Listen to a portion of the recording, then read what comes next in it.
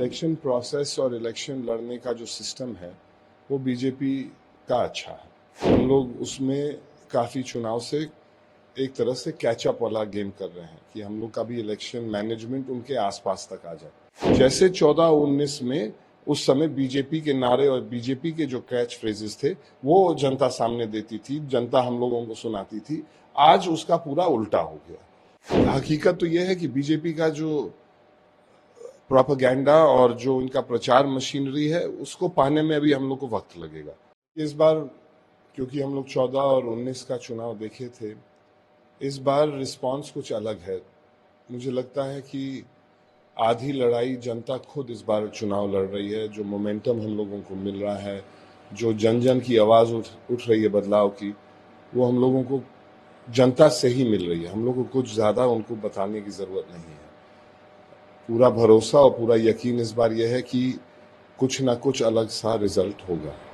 इस वक्त फाइट कैसे देखते हैं? जैसे आपकी बीजेपी है वो तो मानती है कि वो गेम शुरू कर रहे हैं, लेकिन बाहर में कहीं ना कहीं ये देखा जा रहा है कि इस वक्त फाइट है, टफ फाइट। आपको लगता नहीं है कि कहीं 400 पार का जो नारा है विरोध में ये फ्लो में कुछ ज़्यादा ही होगा? हाँ, निश्चित रूप से एक चीज़ तो हम लोगों को और सब जानते भी हैं कि इलेक्शन प्रोसेस और इलेक्शन लड़ने का जो सिस्टम है वो बीजेपी का अच्छा है। हम लोग उसमें काफ़ी चुनाव से एक तरह से कैचअप वाला गेम कर रहे हैं कि हम लोग का भी इलेक्शन मैनेजमेंट उनके आसपास तक आ जाए। अब धीरे धीरे हम लोग भी पहुंच गए। कैंपेन हम लोगों का मच बेटर है बीजेपी से। पेनिट्रेशन और जनता के बीच में जाना, जनता के बीच में जो संवाद होना, वो हम लोग का मच बेटर हो गया। हम लोग की जो पब्लिक मीटिंग्स हैं वो मच बेटर हो रही है। यही दर्शाता है कि जनता खुद इस बार बदलाव चाहती है। उनका नारा मुझे लगता है जल्दबाजी में निश्चित रूप से उन्होंने निकाला होगा। जिस समय उन्होंने ये नारा दिया था उस समय कहीं फाइट शुरू नहीं हुई थी, कैंडिडेट्स कहीं डिक्लेयर नहीं थे, ग्राउंड पे कहीं लड़ाई शुरू नहीं हुई थी, जनता के सामने विकल्प नहीं थे। जैसे जैसे जनता के सामने विकल्प आने लगे, जनता ने अपना माइंड बदलने लगा और माइंड एक मेकअप करने लगा। और मुझे लग रहा है ज़्यादातर जगह बीजेपी थोड़ा सा ओवर कॉन्फिडेंस का शिकार हो गया। हम लोगों के कैंडिडेट ने मेहनत ज़्यादा की शुरुआत में और उसका नतीजा आज दिख रहा है कि फाइट एक तरफा नहीं, अब फाइट दिख रही है और कहीं ना कहीं फाइट हम लोगों के पक्ष में ज़्यादा मजबूती से इस वक्त दिख रही है। ये जो ये लोग उम्मीद लगाए बैठे हैं 400 पार, इंडिया अलायंस की बात करें, टीएमसी को सीनियर लीडर बन रहे हैं, कांग्रेस में भी बन रहे हैं, आप क्या समझते हैं कि आप लोग कितनी सीट ला सकते हैं? अब मैं देखिए, ये पहले बिना एक वोट पड़े इस तरह का आंकड़ा देना ये बीजेपी का स्ट्रैटेजी है। और ये जैसे बंगाल में फेल हुआ, वो सबसे हम लोगों के लिए सबसे बड़ा उदाहरण है। जहाँ पे ये 200 पार का नारा लेके मैदान में उतरे थे, 70 पे सिमट गए। वहाँ पे भी 200 पार का नारा बिना कैंडिडेट के डिक्लेरेशन, बिना एक वोट पड़े चुनाव से महीनों पहले उन्होंने दिया था। और चुनाव आते आते जब फाइट धरातल पे होने लगी तो फिर वो नारा कहीं ना कहीं मुझे लग रहा है कि बहुत बुरी तरह से ध्वस्त हो गया। 200 के बजाय उसके 1/3 पे आ गए। और इस बार जो माहौल दिख रहा है, जो हम लोगों का गठबंधन हुआ है, उससे ये दिख रहा है कि जनता ने ये फैसला ले लिया है कि बीजेपी को वोट नहीं देना है। एक विकल्प चाहिए, एक विकल्प जो एक बेटर विजन प्रस्तुत कर रहा है, एक भविष्य की बात कर रहा है। उसके तरफ नौजवानों का आकर्षण बहुत तेजी से हुआ है। आप देखिए, राहुल गांधी की एक एक स्पीच को जब हम लोग गांव में जाते हैं तो वो जो कैच फ्रेजेस होते हैं जनता खुद हम लोग को सुनाती है। जब हम लोग गांव में जाते हैं, अखिलेश यादव जी ने जो जो बात कही है अपने पूरे कैंपेन के थ्रू, वो बातों पे जनता ज्यादा जोर दे रही है। जैसे 14-19 में उस समय बीजेपी के नारे और बीजेपी के जो कैच फ्रेजेस थे वो जनता सामने देती थी, जनता हम लोगों को सुनाती थी। आज उसका पूरा उल्टा हो गया।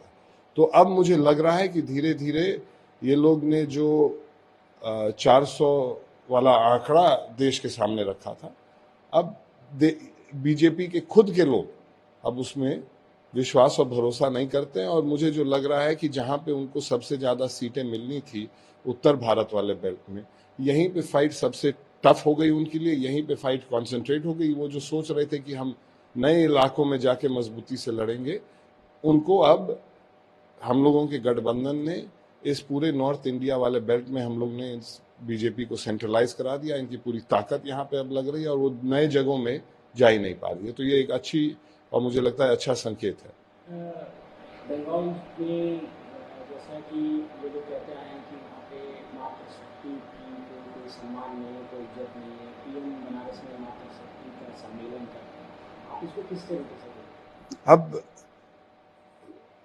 हकीकत तो यह है कि बीजेपी का जो प्रोपेगेंडा और जो इनका प्रचार मशीनरी है, उसको पाने में अभी हम लोग को वक्त लगेगा। हम लोग अभी तक उस तक पहुंचे नहीं हैं। डेटा कुछ और कहता है। एनसीआरबी का डेटा बताता है कि पश्चिम बंगाल महिलाओं के लिए सबसे सुरक्षित राज्यों में से है और उत्तर प्रदेश सबसे असुरक्षित राज्यों में से है। तो मुझे लगता है कि ये डेटा सार्वजनिक पटल पे ना आए, इस पे ज्यादा चर्चा ना हो, इसीलिए बीजेपी हमेशा ध्यान को भटकाने के लिए इस तरह की बात करती है।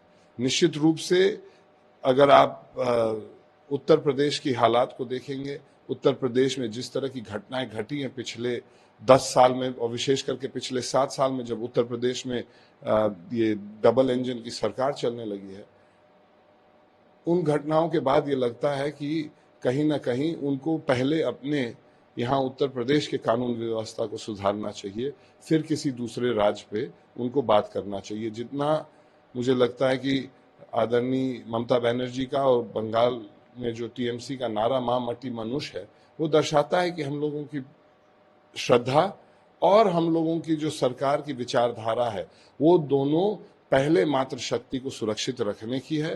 पहले अपने उसके बाद हम लोग फिर अन्य जगह में जाते हैं। बंगाल सरकार में जहां पे भी कहीं अपराध हुआ है, मैं बधाई देना चाहता हूं वहां की सरकार को कि जब जब किसी तरह का अपराध हुआ है, तो जिस तरह का एक्शन वहां की पुलिस लेती है और कार्रवाई करती है, चाहे वो पक्ष के हों चाहे विपक्ष के हों, सबको बराबर के साथ यही कानून व्यवस्था होती है। इस बार क्योंकि हम लोग 14 और 19 का चुनाव देखे थे, इस बार रिस्पांस कुछ अलग है।